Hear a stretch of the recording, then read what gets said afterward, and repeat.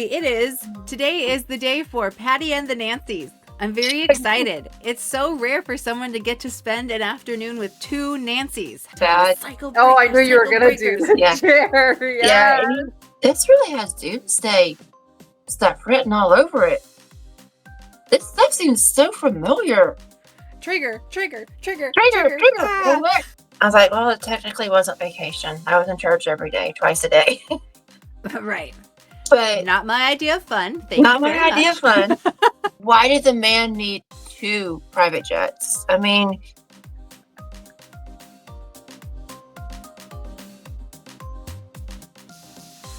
welcome to the Apostate Sisters interview series, where we get to know fellow survivors of the Worldwide Church of God.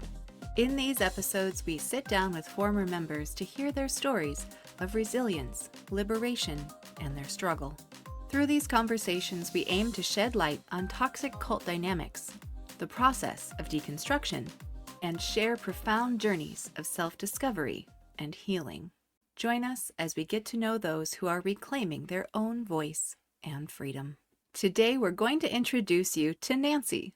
She grew up in the Worldwide Church of God and also the United Church of God, one of the main offshoots of the Worldwide Church. You'll see Nanci's quiet determination and resiliency as she explains how she sought to honor herself and to give her son the life she thought he deserved. My sister Nanci and I had a great time getting to know Nanci. We hope you'll enjoy meeting her as well. Here she is. We are gathered here today because Nanci, with an I, you are someone that found the Apostate Sisters, found your way to our Discord because you grew up in the Worldwide Church of God also. So we met you through there, and honestly, we've gotten to hear some of your stories along the way, like in our conversations that we have in the Discord. But Nanci with a Y and I were talking about just getting to know people from the Discord a little better and make space for you to share your WCG story with all the listeners of our podcast. So I'm so thankful that you were willing to come and meet with us and record yourself with us talking about your story today. So thank you for being here. You're welcome. Well, Nanci, let's start with the most baseline information that our listeners might want to know about you. So like where it was that you went to church in the WCG and or offshoots, and then kind of your story of how you were in it, how you got out of it. So my parents when they got married, they were looking for something different. I'm not sure exactly how they found Worldwide. I was born in Worldwide, and my dad was in the Spokesman's Club. He was in different things. My mom, was on the crew, all the ladies, they did the potluck and all that stuff. My dad was on his way to being a deacon, and then the split happened. We went to the Waco, Texas congregation. In Austin, we would meet up with occasionally, especially for like Feast of Trumpets, a Day of Atonement sometimes. My dad was the first one to leave after the split. He was giving a sermonette. One of the deacon's wives did not like what he said. Queued him up one side, down the other after service. That was the last time my dad ever stepped foot in church. It was less than a year later, my mom ended up leaving. And by this time, I had already met my now late husband. And I left Worldwide when we were in United when I left, and I was 16. And now I'm fixing to be 44. Okay. Wow. All right. So we're really close in age, all three of us then. Because I just turned 45 and Nanci is about to turn 43. Yeah. I feel like there's something about our little age bracket here. There's quite a few people speaking out about the aftermath of the Worldwide Church of God in, early to mid 40s. I feel like there's a lot of us in this age. Yeah.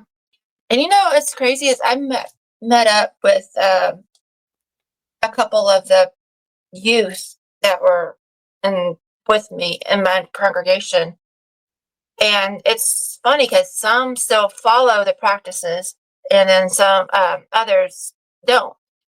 Mm-hmm. And What do you I'm the make of one. that? Sorry, my dog's wanting my attention. No, you're fine. You're good. This is Scrappy, by the way. Oh, hi there. He's like, I want mama, because he knows I'm doing something that's not paying attention to him. But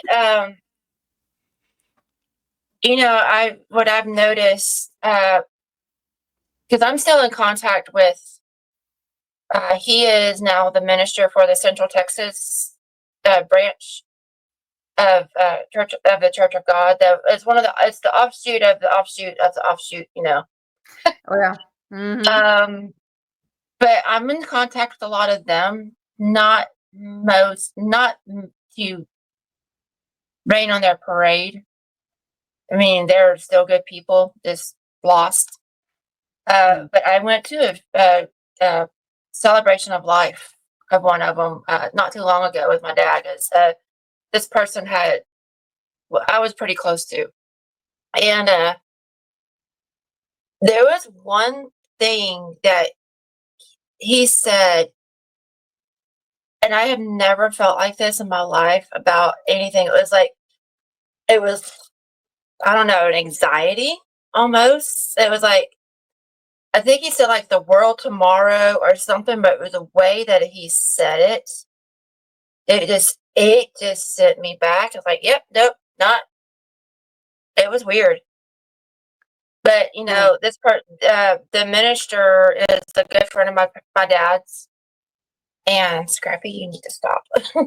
um, he, they're good family. They actually donated a lot to me when the church did, and then personal gifts too when Scott passed away. And so I'm forever grateful for them. But been able to distance myself from the religion. Mm-hmm. So you felt like you had a community in the did. Worldwide I Church of God. did. Because when I was born with heart defects, and I was super sick. And this is at the time at the end where they were saying you can't see a doctor.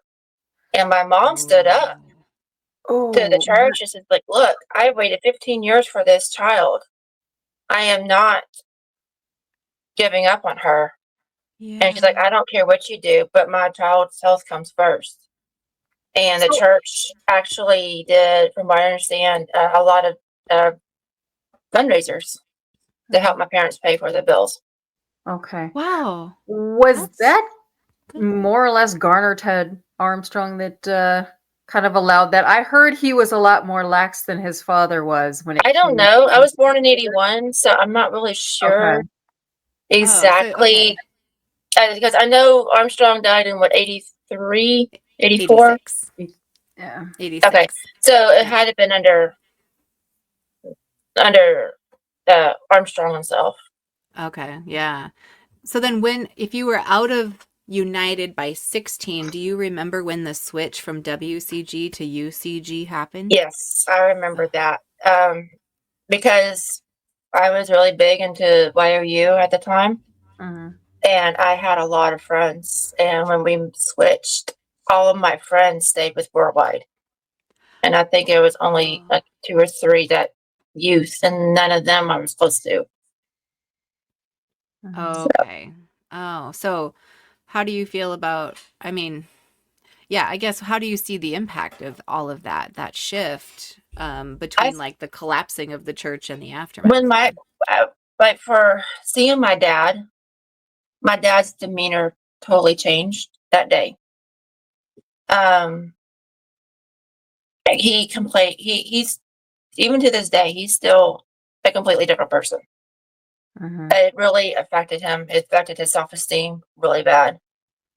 When you say that, are you meaning when he kind of got ripped up and down about his sermon? Yes. What do you make of that? Like is that like just a really fragile personality around that, or like was she really mean? Like what From was what I wasn't around it, I was off doing whatever. But I remember that day my dad was totally quiet. I mean, it was just because they say that the wives of the leaders are supposed to also lead, and I don't know what was said, but it ripped my dad apart. It really did. And the next time my dad stepped foot into a church, other than a funeral. The last time my dad stepped foot in the church was when I got baptized in 2020. Oh, wow. Yeah. So, and then all that goes along with the conspiracy theorists that I've seen a lot of men follow. My dad is the same way. He follows all of that. There is a podcast that goes daily. I forget the name of it, but they take the scripture and then they twist it. Mm-hmm. And my dad believes all of this crap, and they're actually outside of Austin. And it's just like the stuff that my dad listens to now, it's so far-fetched. So I was going to talk to my dad a lot about his time in Worldwide, but I did not want to bring up all of that stuff, Mm-hmm. Do you see like any through lines of thinking like that, by having been manipulated into the church, into worldwide stuff, like do you see that same thing as sort of like the underpinning of where he's at with conspiracy I theory think stuff, so. like you're saying? Yeah, I think Mm. so. Are you talking like Because, if QAnon you kind of stuff or what? all the doomsday stuff that Armstrong preached. Yeah. My dad, I Oh, think, took that a lot to heart. We had the good news magazines. My dad had all the spokesman club, correspondence courses. My dad had it all the books. Everything that was released, my dad had. So I know that definitely aided into the conspiracy theory path. yeah, I guess I've come across the idea that well, it was having to do with children, but the idea that if you are given to believing or being told fairy tale kind of stuff as truth, which I would say the cult was, Right. that as an adult you actually have a lot more difficult time separating out fact from fiction. Yeah. Yeah. My mom,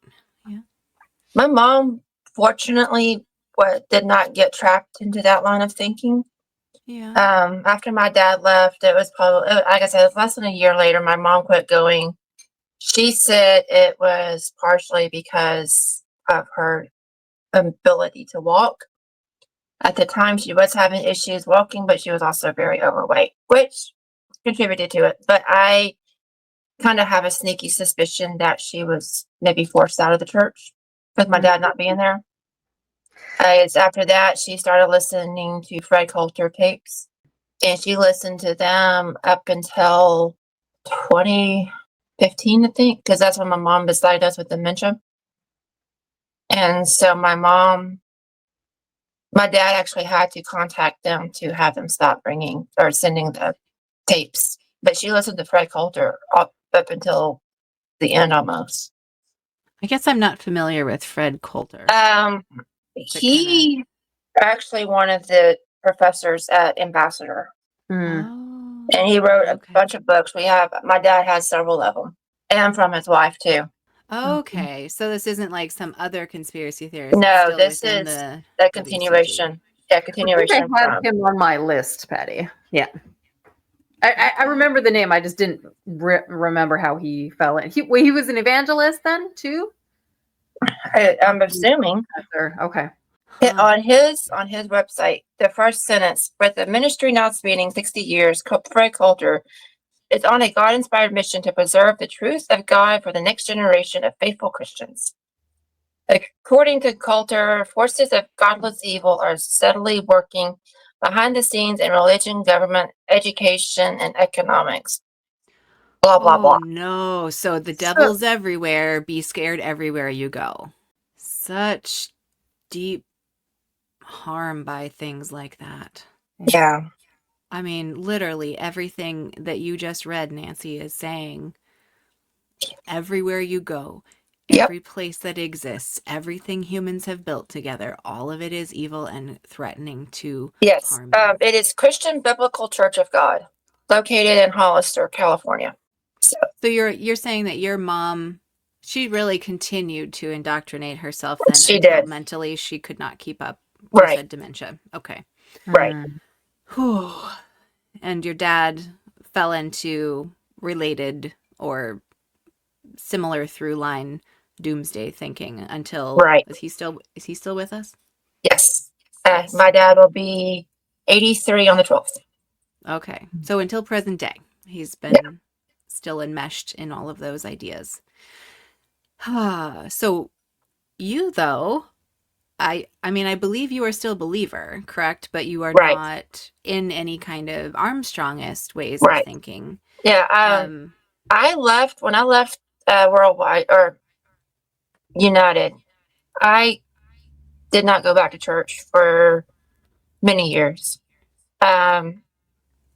When my husband and I moved to Arizona, the first time I going back to church was then. That was in 2005, and we were invited to go to Phoenix First Assembly. Huge, huge, multi-story church. The balconies and stuff. And when you say assembly, does that mean it was an Assemblies of God, or is that a Assembly of junior God. board? Yeah, Assemblies of God. I was Assemblies of God for a while too. And we went a few times, and that's when things started changing. But it wasn't until 2018, 17, 18, when we found the church that I started going back to. It got baptized in. It was a non-denominational church, and I had to do a lot of unlearning. And the classes that I took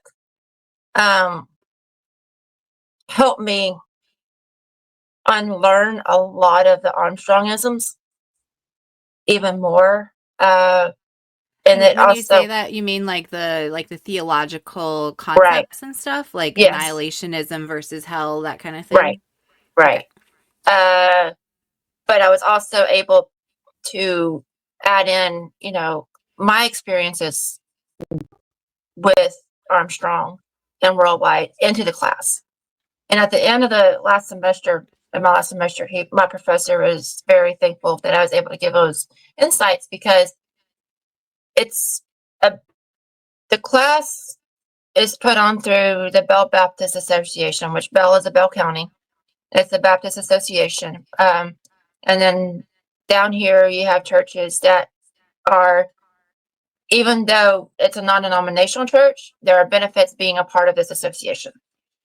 And so I was able to go to this class, and I learned a lot. And it helped me understand why Armstrong did what he did. You look at the past, and you look at the Protestants, and you look at the Catholics, and you look at all of these different religions, and you start to see it's the same pattern everywhere else. It's just looks a little different, but it's the same thing when you break it down. And I was able to understand why Armstrong did what he did and why the church broke up.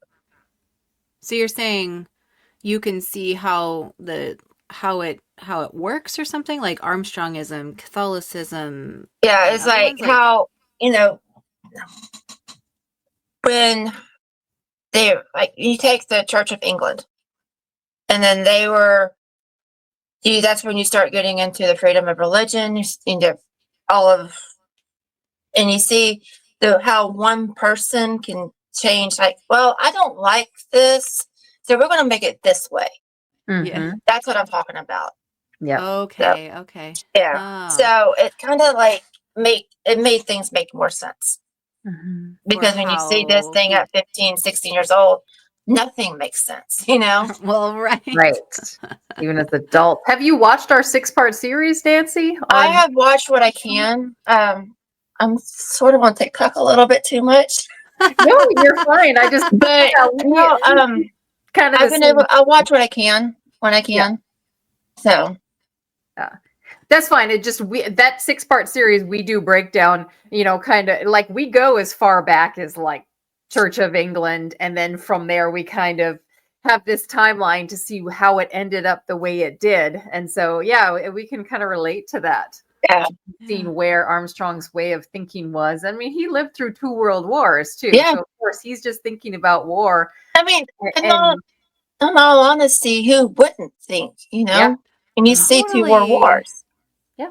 I feel like we had a whole generation or more of very, very traumatized men that came back from war and just like puked all their trauma on their family and friends for the rest of their lives when they got Yep. back. And we just Yeah. didn't, we called it shell shocked. We just didn't have the right learning or the right resources to Right. like Yeah. help them. And goodness, of course, it'd be better if we didn't go to war in the first place. Like nothing good is coming out of that. Ugh. Right.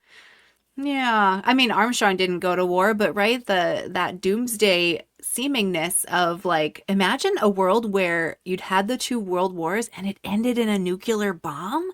Like we just grew up knowing that existed, so I think we kind of got used to it, but I bet that was It had to have been scary. so scary, right? Like, and we humans, we act really poorly when we're scared. Yes. Yeah. Yes, we did. Yeah. Oh, and I mean, I think we have to recognize your parents. They were acting out of their own fear and trauma too, Yeah. and same with My ours. my mom was originally Baptist. And then she didn't like the teachings or something. Ended up going to Methodist.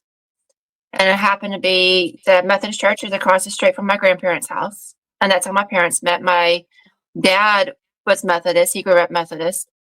His dad was a Methodist preacher. And that's how my parents met. So when they got married in 65, I believe, they wanted to find something different Yeah. and found Worldwide. They heard I feel like Armstrong's that voice on the radio, did they? this Something. story is just a story we've heard though. Like this is how it happened for so many people in the 60s and 70s. It's like a couple gets married and they have some vague religion in their backgrounds and they're like, well, we want to do right. It's always born out of this like desire to do good and to have things nice for their family, Yep. and Armstrong's message was just they're waiting, and he knew how to trigger their fears to like, all right, you want a good life? I guess you got to stay safe, so you better know what I Mhm. know. Right. It's crazy how his messages were received as almost comforting, because when you're looking around at all the devastation in the world and he's referencing the Bible and talking about horrific things happening in the world, he's like, oh, don't worry, God's got this. God's got this. This is all part of his plan. So we're just supposed to let it happen. Don't be afraid, because Right. you're the chosen one. Oof. So Nancy, you shared your coming up in the church and the offshoots, and kind of like how your parents got there too, and how that worked out for them. Um, but I'm kind of curious if you have any memories as a child. Like, what do you remember maybe about like church services or Feast of Tabernacles as a kid? And it can be good memories too. So my last Feast of Tabernacles that I remember going to, I was 14, 15 years old. I was 15, I think. And my parents at this time both were not in the church. They trusted some young adults. So they were college. One of them actually went to Ambassador College. And they said, yes, they trust them. They will let me. I went with Feast of Tabernacles, and we went down to Corpus Christi. And they had sangria on the beach. And I went down there and they said, oh, yeah, you can have a little bit to try it. I had my first hangover. Going to church the next morning with a massive headache and a hangover. Oh my goodness. Did you And to feel this like day, that was wrong? Oh, sorry, finish. no, it's like to this day, no, my parents did not know. They did Oh. ever told my parents, but it was like that was like my best rebel memory. I love it. But I remember, I had fun when we did the youth camps. I had a lot of good memories from those. But I also remember the even though it was the 90s, I remember all the racial undertones because there were not a lot of blacks there. Mm. Really? Yeah. There was You mean like racist behavior or undertones within the no, church? just just I don't know. It was there were not a lot of blacks or Hispanics that I can remember. It was mainly just white kids. Sure. Okay. There was Yeah. we had dances. We would meet up with Austin every once in a while, and we would have in Fort Worth and do the youth dances. I did volleyball and Worldwide and United. Um, those are the good memories. But I also remember being probably 6 or 7. I don't remember exactly what message it was, but it was Feast of Trumpets, and it was Armstrong message. And this is the first time I remember him start yelling and pounding the desk and just, being 6 years old, seeing that. Scared. That was the first time I remember being scared in that church. Yeah. And I hated it. And every time they played them, I just cringed the whole time. And to this day, I have a hard time watching them because I remember how I felt. That was the part of the bad stuff. And then, of course, seeing my dad hurt so bad. Yeah. Um, but, I really don't have a whole lot of memories because we really didn't do a whole lot. Mm-hmm. Feast of Tabernacles, we went to either Big Sandy or Corpus Christi. That was it. We were too broke to do the big going out of state because my dad, of course, my mom couldn't work. And my dad, I never knew it, but I know we were broke all the Right. time.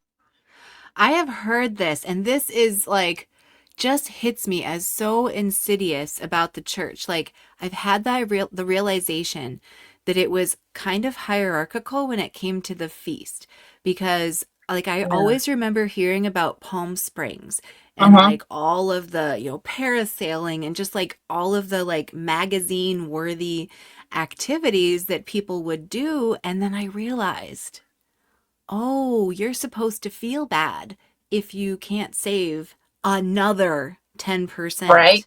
The Poconos was a big deal down here, going to the Poconos. Oh, okay. And I always wanted to go, but we never did. Mm-hmm. And see, it's like to me, I think Christmas has this attached where like kids who don't get presents or don't get as many presents feel like they're the kids that Santa said was naughty.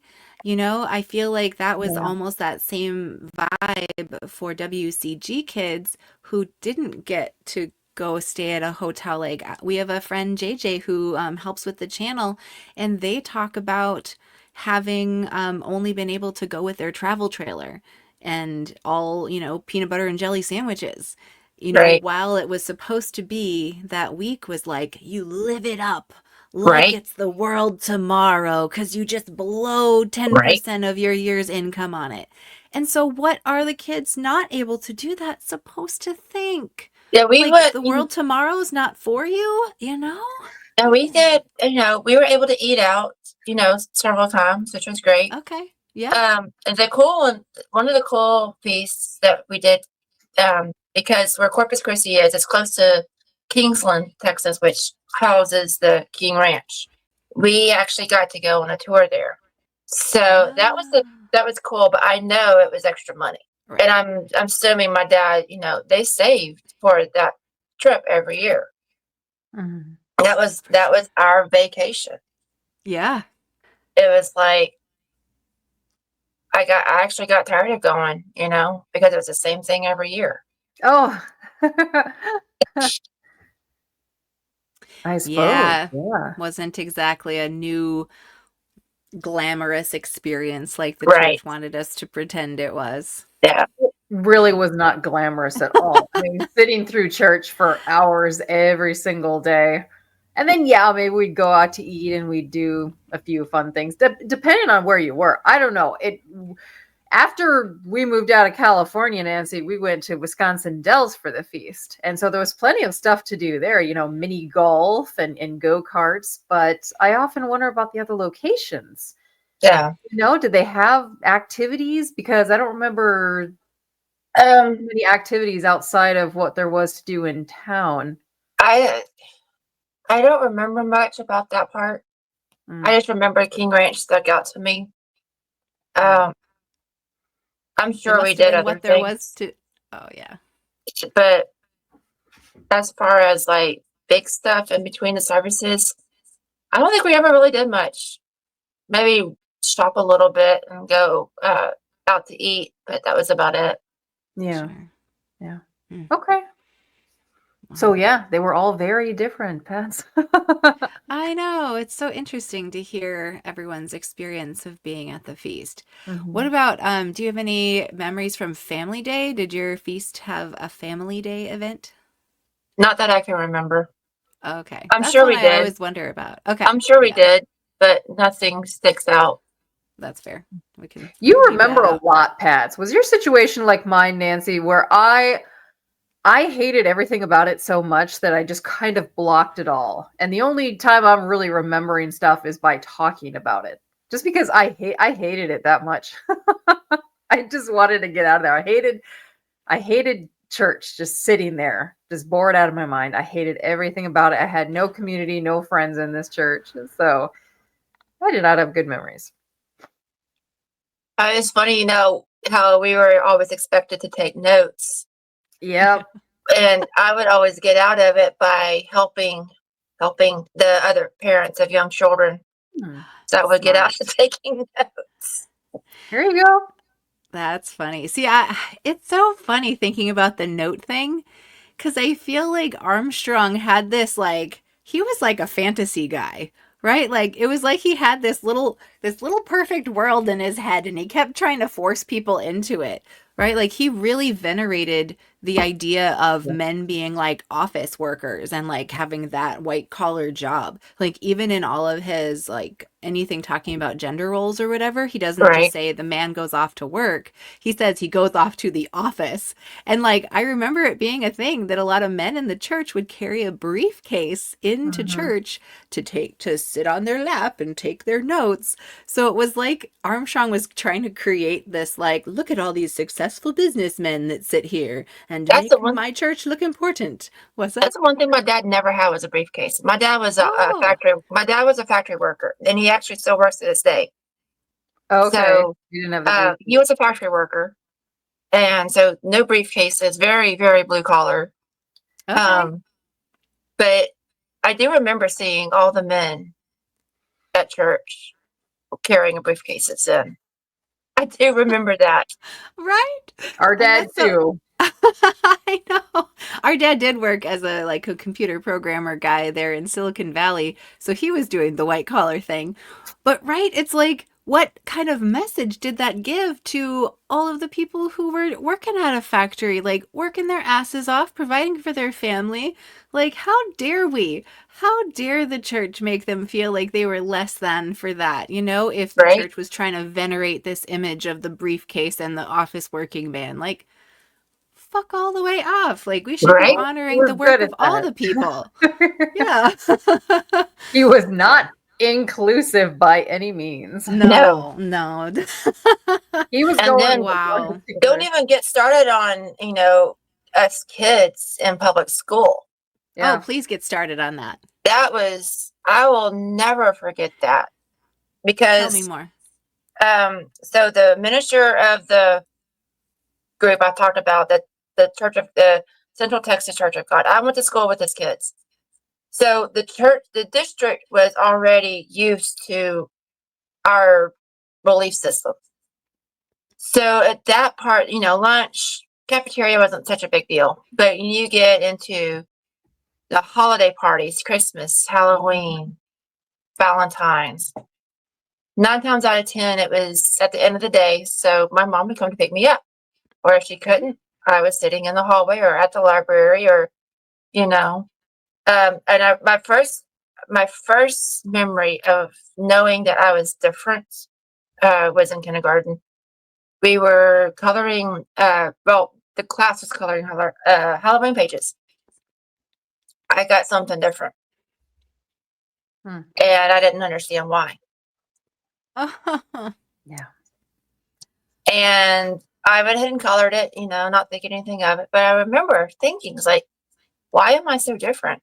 And then when we get back from Feast of Tabernacles, I was ridiculed. It's like, we just started school and you went on vacation. And I was like, well, it technically wasn't vacation. I was in church every day, twice a day. Right. But not my idea of fun. Thank not you my very idea much. of fun. But I remember all of that. I was bullied already for my physical issues. So then you add in the difference in religion. It didn't stop until I got into high school. Oh, Nanci. Do you feel like it affected your relationships throughout that time? Oh, yeah. I had very, very few friends in elementary and middle school. Oh, I'm sorry to hear that, Nanci. But same, Nanci, same. I don't remember having any friends growing up. It's so interesting to hear you talk about that week off being such a big deal. I have heard other people that grew up in the church say the same thing. And I have to think that because of where Nanci and I grew up, nobody gave a shit. Like, we grew up in a very, very diverse area, and there's like lots of Jewish people too, and people of all different cultures, races, etc. And so maybe there was just enough differences going on already that they didn't have to like needle in for a difference like that. I went to a small school. It was a 2A school. Okay. So, and then the biggest religion there is Baptist, where I grew up. And then you have the Methodist. But growing up, I think most of the kids I went to school with were Baptists. So I stuck out like a sore thumb. Wow. Did you feel like there was directly like animosity set up between Baptist kids and Methodist kids and other kids? Not on that part. I think it was just the fact that, I get to take a week off out of school, and school just started. Oh, there's a random holy day that she's taken off for. Atonement, trumpets, unleavened bread, taking off random days during the week. And then, of course, I come back and they're like, where were you? And 9 times out of 10, I just lie, because it was like, what's the point? I tell them I was sick. Oh, okay. I'm sick. I was sick. But it was that odd that you would miss a day that they didn't just think nothing of it and think, oh, she was sick? Yeah. But it was like, I was already sick a lot as a kid, so it made it a little easier. That's pretty nitpicky, though. Like I have found this in smaller towns. It seems like people are much more able or willing or something to like watch each other and police their behavior and like keep everybody doing what we're supposed to do in our small community in a way that I feel like I didn't see growing up in, big city of San Jose or any of the big cities I've lived in since then. But I did live in we lived in Wisconsin in a small town for a little while. So I think we saw just like a little window into that, but it's really hitting home now to hear you tell this story and just that recognition. There was a lot of animosity towards, at the time, it's towards my parents, but now it's more towards the church, of what us kids had to go through. We suffered in school because we were different from everybody else. And then you try to explain to other family members why you can't have like my parents, they explained it, that we don't deserve Christmas, so no Christmas presents. I was lucky to get a birthday meal, but the only birthday presents I ever got were from my grandparents and rarely my parents. Yep. Well, you got some, huh? Oh, it was like once in a blue moon. I got something. Okay. And then when my son was born, instead of me trying to explain it to my son that Grandma and Papa don't observe Christmas, they did winter break gifts Mm-hmm. instead of Christmas gifts. That's good. And then as he got older, he was able to understand why they Mhm. don't observe Christmas. Mhm. And I'm lucky that my son and my dad have a really good relationship still. So Yeah. That's good. And your son is his grown? yes, he is 23. Okay. Oh. Okay. Yeah. Wow. This blows my mind because I realized in the Discord somewhere, I was like, you're a grandma. Yes, I am a grandma. What? I have a 3-year-old grandson. He just turned 3 December 5th. And then I have a granddaughter due in early April. Aw, that's so Cute. exciting. Yes. But I'm 2 Then years older than you, and I'm like, what? Yeah. Blows my mind. the Facebook thing is like being, having your classmates at 40, you've got some who are grandparents and some who are parents of newborns. Mm-hmm. Yeah. And I've got friends who are grandparents, and I've got friends, and not newborns, but middle school age kids. Mm-hmm. Mm-hmm. Yeah, And I have it's a seventh grader and a ninth grader. So yeah. That's so it's funny. crazy. I did not expect to become a grandma at 40, but I am very Okay. blessed. Oh, good. So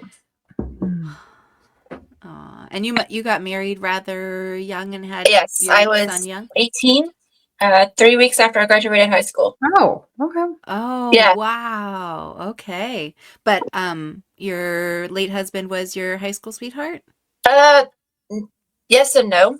Okay. We did not go to this. Well, we went to the same school in elementary years. We were at the same, but his bus stop is actually the bus stop before mine. So we went to school together for a while, and then he went off to state placement. That's a whole story in itself. But then when he came back, he aged out of the system, and he had only been home. Uh, he got so he had been home for like maybe 4 or 5 months when I met him, and I was 15. And he actually went to a couple of church services with me. And the look on that man's face, he was so shocked and so confused about why and how. And see, at this time, I had already started toying with the idea of leaving. Mm-hmm. Mm-hmm. And when he And this told me is what he's United at the time, right? right, Okay. when he told me what he saw, it kind of helped me see even more. So he basically helped me make up my mind to get out of the craziness. Okay. So what was it? You said that all this started to unravel. What started to come together for you? Like things weren't I adding up? started seeing more and more hypocrisy. It Okay. first started with my dad. And then after my mom left, I would get, a few questions on how she was doing and whatever. But it was just, I could just feel the shift in how I was treated with my parents not there. Mm-hmm. And then also that's when the split happened, I just saw so much hate and hypocrisy in all of that. And Mm-hmm. I went mainly just to appease my parents at that time. And then I remember I had a discussion with my mom. I was like, Mom, I'm not comfortable going there anymore. Would you be mad if I quit going? And she's like, you do what you feel is best. And Good. that's when I made up my mind. I wasn't going back anymore because I just couldn't deal with it. Mm-hmm. And to see someone's outside perspective also helped Yeah. influence you a little Yeah. bit. Like sometimes we need that someone from the outside looking in to say, "Are you actually seeing this? Yeah. Or have you got blinders on at this point?" Yeah, I still had the blinders on. I was starting to take them off. Yeah. But when there were certain things that he said, he's like, why? Like, how do you do this? Yeah. How do you, of course, services were 2 hours long. And he's Oh, like, how do you do this? yeah. And I'm used to it. That's how Yeah. I grew up that way. I'm used to it. Yeah. Yeah. But I remember that first Saturday, I did not go to church. I felt so odd. Like, what I was supposed to be doing, you know. Do you feel like God was going to punish you? Because Yeah. that's what we taught. Oh yeah. You did. Yeah. How long did like the guilt feelings or or do you still deal with anything of like It took me probably a good couple of years. Okay. It wasn't so bad with his support, but I know had I done it alone, it would have been a totally different story. Yeah. Or you may not have at all. Yeah. Yeah. He helped get you out of there. Yeah. Yeah. And you probably still notice little traumas here and there, just like Patty and I do. Oh We yeah. often say we're good, we're over it, but at the same time, like certain things are still there. When raised voices, Yep. men especially, trigger it. Oh, I have that that's too. interesting. Okay, so for both of you then, what happens when you hear a man's raised voice? Kind of cower down and just Yeah. I cower down, mm. shut down. Yeah. For me, Nancy, it's closing my eyes. I think because I had this weird situation where I was at Ambassador Hall in Pasadena, and the ending prayer lasted for so long, and I had to pee, and I was a little girl, and I think either I asked and got told no, or I didn't ask at all because I didn't think I would be brought to the bathroom. I didn't want to like interrupt this important, ending prayer. And so I ended up peeing in the seat, or like peeing as soon as I sat down. Um, and so like I have a problem with my eyes closed. I was always told like shut your eyes, shut your eyes. Mm-hmm. Like, I don't want to shut my eyes. I don't like shutting my eyes in a room full of people. I hate it, even to this day. Mm. I don't know. I get flashbacks of that. Mine is mainly it triggers back to Armstrong when he would be beaten on the desk in those messages. Yeah, that clearly had an impact on you. And that I think, and the pastor that I at my church before I moved here, I told him a lot of what happened, and he was very surprised how far I've come in the last few years. Hmm. And he never really raised his voice. Now he would get loud, but he wouldn't do it in an aggressive style like Armstrong did. Yeah. Oh, yeah. I felt like Armstrong wanted us to like feel like bad children. Right. Yeah. Scolded. My dad never raised his voice. Thankfully. No, he did some, but not to that extent. But I do remember, and this kind of goes back to that cower down. I don't remember what I did. I got in a whole heap of trouble. My mom was the punisher. She always spanked me. Oh. But my dad, he never did punish me. But I remember there was one time my dad grabbed a belt. I don't remember what I did. But I remember as a little girl, I was laying in my bed, bawling my eyes out after my dad spanked me with the belt. I remember laying on my bed with my hands I was laying on my stomach. My hands were covering my butt because I was so afraid my dad was going to come back in there. Mm-hmm. Oh. He only did it once. And I don't even know what I did, but I remember that distinctly. Yeah. Proof positive that physical punishment does more harm than good. Yes. Yeah. We do have an episode on spanking out there if you have not seen it yet, Nancy. Yeah. Mm. Yeah. The harmful aftermath of that is the toughest part is we don't remember what we did. Same, Nancy. Same. I don't remember. I couldn't tell you one fucking thing that I did to deserve a physical punishment. I'm a child. Do I know what's going on? No. Am I trying to make mistakes? No. Yeah. Yep. It stopped my progress. I'm very thankful when I did spank my son when he was little, but I quit because it got to a point where I realized it wasn't doing any good. And it was harming him more. Yep. And I quit spanking him at like 2.5, 3 years old. because it just wasn't working. Yeah. Yeah. And I'm very thankful he doesn't remember any of that. Mm-hmm.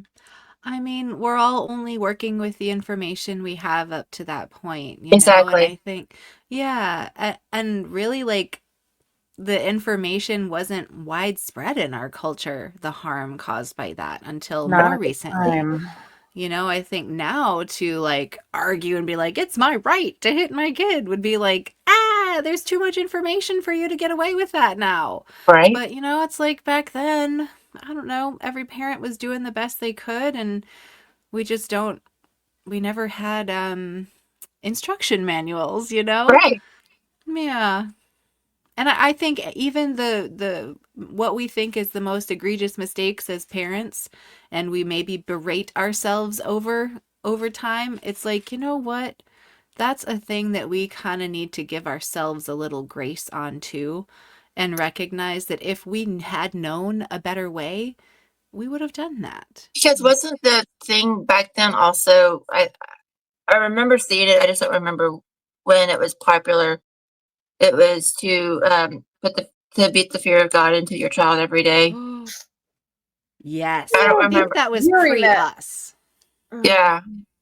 Yeah. But I remember reading that, and I know that did not happen to me. Mm-hmm. Us But either. I do Yeah. remember getting punished when I did something wrong. Mhm. But I do know that it did happen with others. Mhm. Right. And I saw a lot of reports of child abuse from that. It was like the reasoning behind them. Like, they could punish their child even though they didn't do anything and get away with it. Mhm. And you look at it now and it was abuse because they're hitting them for no reason.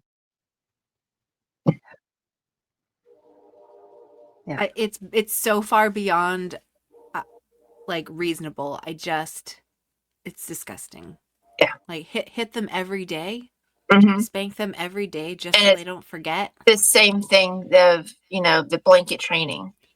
Oh. Yes. Please, do you want And to talk about that? Yep. let's see what else. The denial of doctors. Mhm. How many people died needlessly and I mean that's right up there with abuse. Mhm. Like That's especially all the Oh kids crazy. that yeah. die from strep throat. A shot of penicillin or whatever, would cure them. And I'm thankful that I was born after that. But I remember I've read a lot of reports about that. Yeah. From But the yet, if you WCG in were, part. oh yes, go ahead. I was gonna say the reports you've read, like actually WCG There children was a that Facebook group died. I was in for a while of ex members, and I've read Okay. a lot. And then there's some on Reddit I've seen. All right. Which Facebook page are you on? Because I'm on a couple of them. I'm not on it anymore. Okay. I may have to go back and dig for them, Mhm. but I do remember seeing them in one group I was in. Yeah. Well, I remember coming across when I was researching the timeline on Armstrong.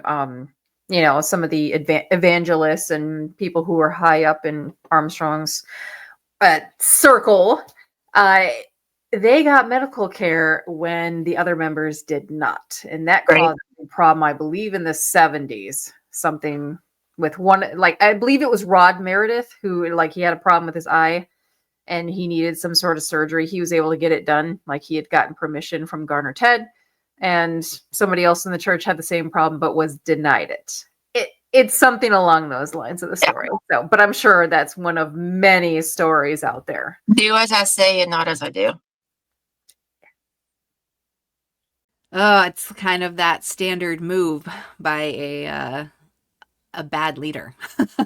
Yeah. Yeah. Right? I mean, a Right. good leader will look out for their people. Yep. A bad leader will look out for themselves. Yep. Yep. Yeah. Yeah. Well, Wow. according to a lot of different sources, Armstrong did not care about his people at all, especially towards the end when he just accumulated this obscene amount of wealth Yeah. and was just enjoying his life and his young wife. And anything he wanted, meeting with world leaders. He was loving that And I look lifestyle. at like, why did the man need 2 private jets? I mean, I look at that and I'm like, how? Why would you can only fly in 1 jet at a time? So why did he need 2? Oh, he probably had his Seriously. people using it. See, you upgrade to a new private jet, you just can't. You just don't have the heart to get rid of the old one. Too Right? many memories in it. You know, Yeah. Yeah, all the memories of him with his Gulfstream call girls. too. Yes, he loved the pretty ladies too, didn't he? He did. All kinds of stories, shady stories about that. So I would, to be able to fly on the wall when he would meet with these world leaders, what these world leaders would have thought about him after they left. Yes. well, exactly. I mean, we heard a story, I don't remember who told us. It was like when he was in Britain trying to meet with, I don't remember if it was Maggie Thatcher or the Queen or whatever time he was doing that. There was like stuff that went out in Britain of people being like, you should not, like, to the Queen or whatever, like, you should not be meeting with this guy. He is a cult leader from the United States. Like, they had no questions in their mind about that. And that surprised me. There was even people in this country that, like, it was that church was just spoken of as a cult even then, which I was surprised. I really thought they kind of flew under the radar. Yeah. And it wasn't As a until later regular that they were church. exposed. But people knew that Armstrong bribed people with Steuben crystal. That was his thing. And he had the Plain Truth magazine. He was at the forefront of radio and publishing, and they wanted to get information out in the world. And so, I'll get on your Plain Truth magazine as long as, you come here to my country and give me that crystal. Give me some exposure too. And he Right. used all this tithe money to donate to, what was it, the Opera House, I believe, in London. It was a charity that I know Prince Charles was very passionate about. And Armstrong made a huge donation using all of our tithe money, of course.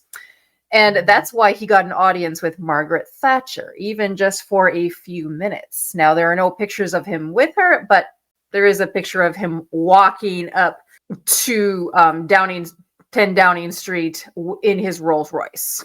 He needed the exposure, and he's seen in another picture shaking the hands of Prince Charles as if they're friends. Like, well, he didn't know who the fuck he was. Right. And for a lot of these world leaders were like, who is this weirdo coming and like preaching to us? Because he was changing his image into this self-proclaimed humanitarian and world peace ambassador. And then all the leaders that he met with in Africa, it's like all the money that could have spent to help those villages. He didn't help them at all. And he did not help one single person. do you know what he did with the money there at all? I mean, he said he was starting schools, but I imagine it was sort of like in name I only. remember in all the introductions on videos, money goes here to help them build schools, and I never saw anything come of it though. No. I find it so interesting that he went there after the 1975 thing and like the world didn't end. Right. Like he had to twist his image really quick instead of just being that doomsday cult guy. I can't believe it worked. I know. Yeah. It's like, right? It's just mind-boggling to think about what this man did and how much he was a failed businessman, but holy shit, he was a good con man. He was. I believe he funded archaeological digs like in Israel. I don't know if he actually put up any money for that, but he was involved with them. His money guy, Stanley Rader, which he was seen on a very famous 60 Minutes episode of him, scamming money, which is what they did. He was the guy who had all kinds of businesses under the radar. Quest magazine in New York, I believe, was one of them. I don't really know the story behind that one, but yeah, he got creative. And then people admitted, well, they don't like Stanley Rader publicly.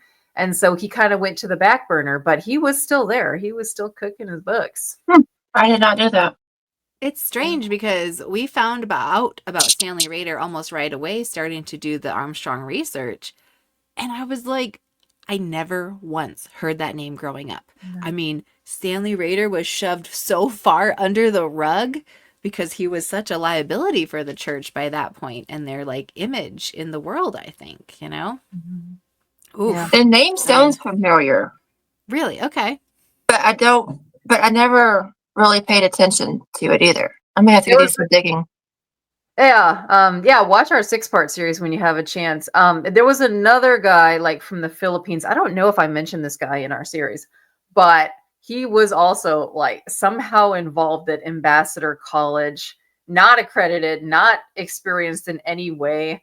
Armstrong said he was like his driver, his official driver or assistant or something. There was a lot of shadiness around this man too, but he was only there for maybe a couple years and then he disappeared. Hmm.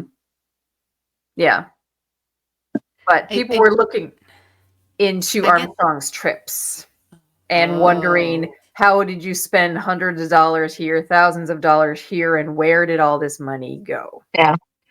Since you were in the UCG for a while before you got out, but really we think UCG was like a snapshot of what the church looked like when Armstrong died, you know, Yeah. like they just tried to hold to that. Do you have any like things throughout any of it, I guess, but especially UCG that happened that you feel like you can point to for like how you're still unpacking it now or it had some kind of direct impact to your post Armstrong life? I think it just made me look at the world different, to question everything. Oh, tell me more about that. Not everything, but to question, you know, when something sounds a little bit too good to be true kind of deals. Mm-hmm. But From your honestly, experience, it since probably I've been is. out for 20 some odd years, I think all the healing has been as much healing as can be done has been done. Good. Okay, that's good. Good. Well, it can be a lifelong process, and we're Yeah. here with you, Nance. But All of us. it did make me realize, how I wanted to raise my son, I Mm-hmm. was just gonna say that's what I noticed. You broke a cycle. I did. I broke a Yeah. cycle. Cycle breakers. Yay! Yay! You guys Yeah. should go off And the Here. road. I do remember my first Christmas. I was 16. It was my first Christmas. It was my first Christmas with my late husband as well. We were still dating. Mm-hmm. And his dad, bless his heart, he knew that I never had Christmas. So he put up a stocking for me. And they made sure to include me in everything. Mm-hmm. And I remember feeling this is what life is supposed to be like. Yeah. People caring about you. Yeah. Yeah. My father-in-law was an amazing man anyways. But the way he had brought me into his family, you know, so That's what she needed. Yeah. yeah. And it made me, when we had our son, I just remember wanting to make everything right for him. I wanted him to have the memories Yes. because I never had the memories. So I wanted to make sure he had memories, regardless if it was Christmas or Thanksgiving or Easter or, whatever. I always tried, especially his younger years, I always tried to do something for him. Mm-hmm. Mm-hmm. Are you still close with your in-laws today? Both my in-laws are passed. Yeah. Okay. My father-in-law passed away in '05, and we were close. I actually took care of him until he died. Mm. And then my mother-in-law passed away in 2019. They were not married. They got divorced when Scott was 3, but I was Oh, close okay. to both of them. Okay. His mom pretty much adopted me before I even met her. The first time I got to meet her in person was the day before we got married. Oh, okay. Oh, wow. Yeah, she lived in New Mexico at the time. Okay. Well, that Gotcha. would make sense. Yeah, she's not close by. Okay. And then she moved to Austin after she and her husband divorced, which was my husband's late stepdad. I did not like the man. I tolerated him, but I did not like him. Okay. And then he passed away 2020, I believe. Okay. He passed away recently. I don't remember exactly when. Sure. Okay. But I was like, good riddance. Because I did not like the man at all. I think that's okay to have that feeling about some It's people. perfectly fine. No But shame. my mother-in-law and father-in-law were amazing people. Yeah. Aw. So Good. I'm glad you got to have that experience Yeah. and get to experience Christmas or yeah. several Christmases with His them. mom, our first Christmas together, his mom sent me a Christmas gift to make sure I was included. And I remember I opened it up in the living room at my parents' house. And it felt really odd. Yeah. It But does feel weird. I think I have trouble accepting gifts today too. It just, I don't know how to react. Like, thank you. Like, really? You doing this for me? I know, right? like my birthday, I never had the birthday parties. We went out to eat, my mom and dad would take me out to eat for my birthday. Rarely had a birthday present. And even with my son, my husband and I, we never really got gifts for each other because we wanted to make sure it was all about him. Mhm. But the guy I'm with now got me a Christmas present. And I'm like, really? Like, we've only been together since September. Yeah. And it really took me back. And I was, and it's a fuzzy, like, he took note that I love blankets and I wanted a robe. Mhm. And it's one of those pullover hoodie blankets that's just, it feels like a giant warm. But it's Aw. like, I like accepting presents is still, I don't know, it weirds me out too. Yeah. I Yep. would rather, don't get me wrong, I love presents, but I'd rather go out and do something, That's fair. That can be a That's true. present. Yeah. Pay for experiences instead of Yeah. like Yeah. tangible items. Yeah. Well, there's something about that, right? It's like I don't the things I still don't really like about Christmas is like if it feels like an obligation. Like, okay, you Right. have to go buy presents and then it's like, well, what if I don't know what they want or they're people that have everything? Like, Right. why? Like, why am I doing this? Yeah. But I Right. Or you do feel love the broke, can't idea afford of it, or being, yeah. well, yeah, but I do love the idea of there being opportunity to say, this is a person I really care about and Yeah. I want to make them feel special and I want to give them something. But I find for me, Armstrong's voice is in my head of the Mm. get mentality, you know? Mm-hmm. And I've had to like undo a lot of that by reminding myself that if someone is giving a gift, someone is getting. And that's both happen simultaneously. There's Right. not just a get or a give mentality. And so it was like this false dichotomy that he was setting up to mess us up around that, Mm-hmm. to not give each other things so that we could give it all to him, you know? So yeah, that's a big deal to be able to give gifts really honestly and with love, and maybe even bigger to be able to receive them without feeling guilt. Right. Yeah. That's a big one. Yeah. I get my daughter-in-law and son something every year for Christmas. And of course my grandbabies he gets spoiled. But it's nice to be able to not have to explain that, Yeah. Yes. because I already had to explain it once to my son why his grandparents didn't observe Christmas. Right. Mhm. Right. And now I don't have to worry about it. So then how So are you seeing your son enact the holidays for his family? I think he tries to carry, well, I'll say he pretty much just follows his wife's lead. Oh, So, because okay. she's the brains in it all. She's the one that says, "Hey, I want to have," she wants this, and that. He just goes along with it. Mhm. Okay. Is So, that but cool though? She have a pretty good plan. oh yeah, Yeah, she does really well. Nice. They do a lot of stuff with him, with the grandbaby. For them to do what they do with Gunner, my grandson, they do a lot and they make it magical. And I just kind of take it all in to kind of recapture, live through him vicariously Yeah. for Christmas. So I mean, isn't Christmas about the kids? it Like, is. It is. at least like our trappings around it, right? Like, it's about making magic for the kids. And it's like, so Christmas Eve, my son and daughter-in-law were here for Christmas.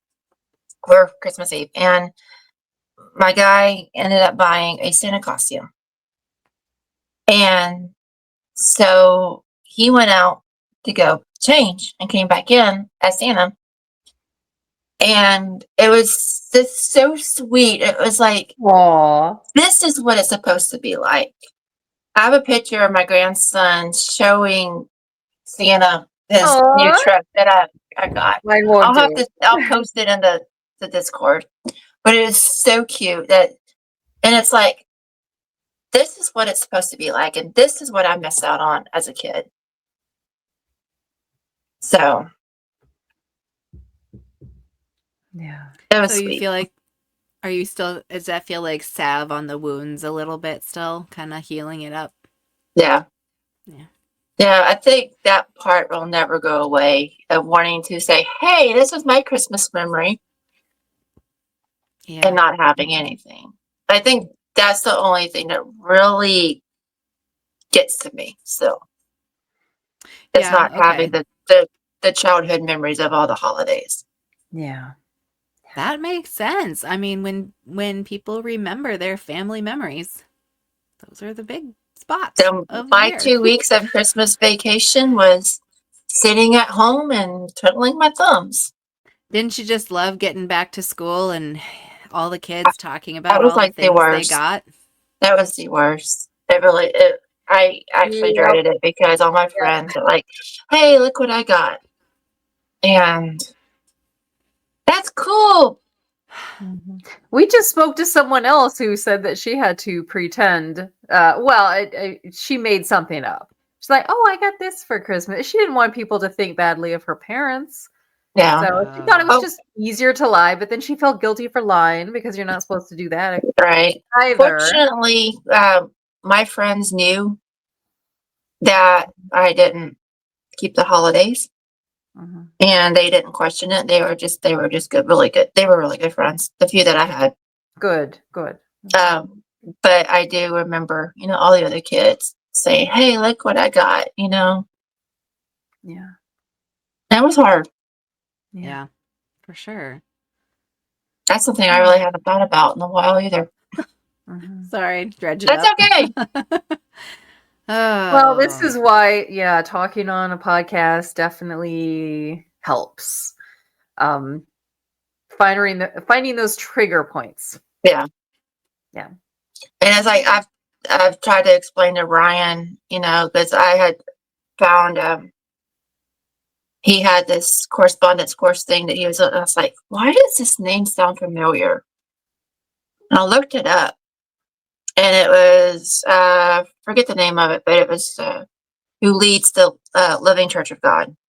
Mm-hmm. And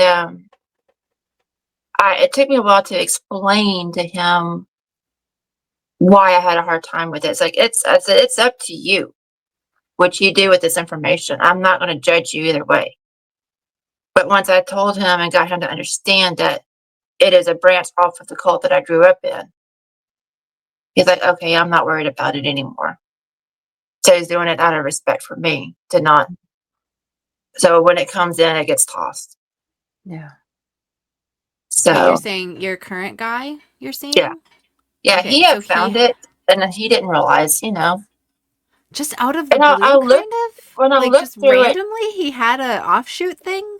Like yeah, JW's pamphlet this on the was watchtower. something I had seen it on Facebook a couple of times as an ad, but I was looking at it before I even realized where this was from. I started looking at it. I'm like, man, this really has doomsday stuff written all over it. This stuff seems so familiar. Trigger. I'm like, I look at who it was from. Like, why does that name sound familiar? And I looked it up. I saw Living Church of God. So I looked that up. Oh, now I know why it's all making sense now.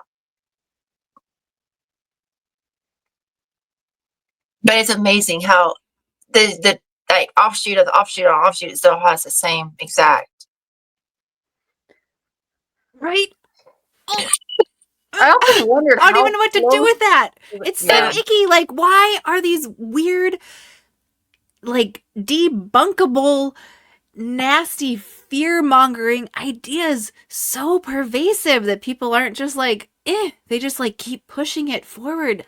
It must be so useful for controlling people. They work on the vulnerable, Pats. They work on the vulnerable. It hurts so much. I know. But once he understood, and I explained to him the cult aspect of Worldwide and the hold that it had and the abuse that happened, he understood why I had a hard time with it. So can be more relatable now. Yeah. I mean, maybe you saved him from getting involved in that. So breaking more cycles there, Nanci. Yeah, let's see. It really threw me off guard because the church that we go to, it's a non-denominational church, and they preach totally different. It was very similar to the church I went to before I moved here. Mm-hmm. So to see that, it really threw me for a loop. It's like, why is this here? Because, and then I started, I'm not opposed to buying, devotionals or whatever. I'm not opposed to that. But when I started seeing this and reading, and it just started triggering all of these memories of the doomsday stuff, it was like, yeah, this needs to not happen, Yeah. Yeah, let's not go there. I still can't believe how prominent all these offshoots of WCG are. It's the magazine. I posted it on the Discord, but it's called the Tomorrow's Truth. Yeah. Okay, there's a whole bunch of them. It's like they just recycled the same words in like a different order, or they used a synonym. Like the thesaurus is strong with the offshoots. Let me tell you. It is like I told him that, I had explained to him that not all Church of Gods are that offshoot either. Mm-hmm. And so, yeah. I feel like this is why it's been so hard to nail down the worldwide stuff as a category. Oh, because it just, go ahead. I thinking about this, talking about offshoots. In Big Sandy, this was a random drive-by. I found the Grace Communion Church in Big Sandy that once was Worldwide. They rebranded it to get away from the cult stigma. And the whole thing with that Worldwide congregations weren't supposed to have their own building. And when I saw the Grace Communion International Church, I knew exactly what it was. Mm-hmm. And I made Scott back up. I was like, I need to take a picture of this. Yeah. Because it was like, I cannot believe what I'm seeing, because for the church to say they're not supposed to have their own buildings, they had a mighty nice building. Yeah. Okay. So I guess doing better, they threw out, if they threw out Saturday and Unitarianism when they switched it over, then who knows? I'm sure they weren't holding to the building thing. Grace Communion is the same beliefs, but they switched the name for rebranding to get away from the cult stigma. It makes sense. Yeah. And I discovered, I think someone is trying to restart the Worldwide Church of God. Oh, Lord. I know. Okay. So there's one of the websites. There's a few websites online where, the true believers of Armstrong have cataloged and saved like every bit of literature and booklet and every freaking thing that they can And one of them, I think it was the HWA library one of the main ones. Yeah. I went to it now, and like it redirects to a worldwidechurchofgod.org or com or something like that. And it looks to me like they're literally trying to, like, they have recreated and like done the whatever registration of a church again under that name. Right? Like, Oh my. yeah. Mm-hmm. Uh-huh. So I don't know what that That's means in quite terms of, that's quite scary to think about. isn't it? Right? Like somebody gonna get really active and pushing all that literature out again? Like, ugh. I mean, I'm not And now there's surprised. social media. I have always been thankful that Armstrong never could get his hands on social No media because it kidding. didn't. Right? Yeah, He did pretty, Could I you think, only as well as he could imagine? for the time. I know. The Yeah. gross things. I mean, he would have been, the QAnoner of the day back then. Yep. Yeah. Wow. Yep. Yeah. Yeah. Well, we've all really been through something with this Worldwide Church of God business, haven't we? Yeah. It's just amazing to see, like, so far being in the Discord, how we all have different stories. We have the same beginnings per se, Yeah. Different. but how each of us have had a different path, Yeah. and they're so widely varied from everybody else. Like, I know with me, I'm probably one of the few that actually went back to church. And then you have Oh. others, who, and it's like I was telling my guy last night, I said, you got some that have, as I was telling him about this interview, and I was like, you got some that are agnostic, you got some that are atheists, you got some who are like me and who have found their faith. Yeah. It's really interesting to see how we've all changed. Yeah. How we've all reacted to it. Yeah. Absolutely. I know. I find that really interesting. I was speaking with David. He was the very first WCG person we interviewed, and he's interested in doing a whole episode on kind of that idea of why is it that some people end up as atheists, some people are still going to grace communion, some people are doing like the serious Armstrongist stuff in house churches. It's like, and David talked about it because his siblings, like within his sibling group, all of those things are represented. And he's like, how did this happen? What led each person to those Yeah. different directions? I mean, and I sat in a evangelical situation for 10 years too before deciding it wasn't for me. So like, yeah, it is really interesting of what led us all to our paths. But I guess for me, it feels really important that no matter where our paths have taken us, that we're able to come together here and like have that solidarity with each other for how our upbringing like influenced us, Right. I think a lot of it also has to do with like where we live, because where I lived was a very small town. I agree with you. And I got married young, and so I was just kind of following my own path. Yeah.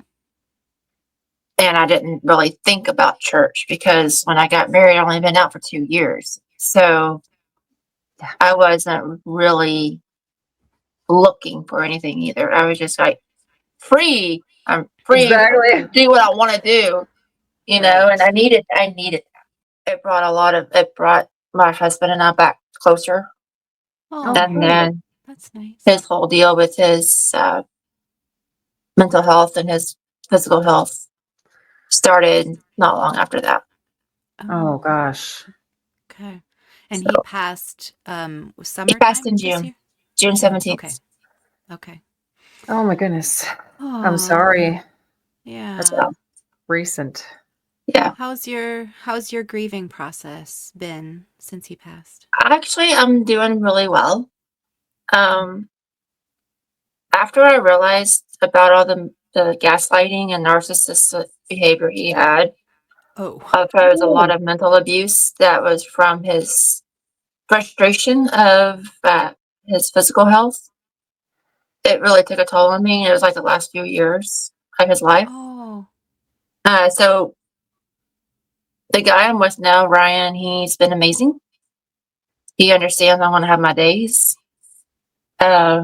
He understands that my history, all my my history is with Scott. I have no history by myself. Yeah. And he's just been amazing. He's broken, or he has helped heal the broken pieces that he didn't break. And that's really helped me. He's loved me in a way that I needed from my own husband, and I never had it. Or didn't have it for a while. Oh, Nancy, I didn't realize the dynamics of that relationship. Okay. yeah. Scott and I were together 27 years. And he Yeah. died 10 days before our 25th anniversary. Wow. The day I had his funeral was the day after our anniversary. So, and it wasn't until, and then we went down to go spread his ashes in mid-July, where he wanted them spread. And it was in between that time I started realizing the stuff that was going on, that had happened. You mean like that how his behaviors toward you had changed and were Yeah. actually harming you? Yeah. Oh. Okay.